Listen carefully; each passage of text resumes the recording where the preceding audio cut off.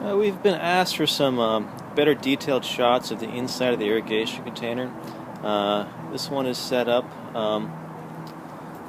with everything installed with the exception of the overflow. As you can see, this is the bottom grate system, which sits up about 4 to 5 inches above the bottom of the container, and it has 3 wicks, which are baskets, shown right now. This is a capillary system, so the water sits under the grate system in the lower chamber, and what you do is you put the moistened soil in the wick system, and I'll go ahead and pull out one wick right now. You can see you put moistened soil in this, then you insert it into the grate. You're then going to put a weed screen over the top of the grate. You'll tuck it into the corners, and then you'll put your lightweight container soil on top of the weed screen. Now what you're going to have over here is, this is an overflow, not an overflow, sorry, this is the filler tube.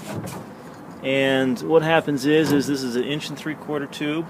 You can see down into the tube, and so what you'll do is once the container is filled with soil, you'll go ahead and fill the fill tube and fill up the lower chamber with water, and then you will moisten the soil and spray it down so everything is moist. You'll have water in the bottom, you'll have moist soil, and you'll have soil in the wicks. The most important part of this is to make sure that when you put the soil in, that you first pre-moisten the soil in the wicks. So you want to pack that with wet, moist soil before you put the dry soil in on top.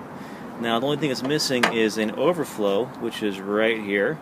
What we've been doing is not installing that before it ships, but to have the client install it, because as you can see, we don't know where you want it. So do you want it on the front, do you want it on the side, the left, the back? If you tell us where you want it prior to shipping, we'll go ahead and install it for you. But otherwise, it's best to probably drill on site. So what this does is it creates a way for the water. If you've put too much water in there or it's raining too much, it'll overflow. So you want to install this right below the grate system.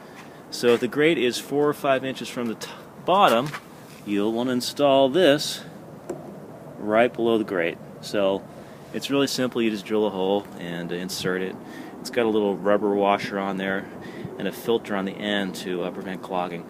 So hopefully that was clear for you. Any questions, you can call us directly at 800-426-6471. Thank you.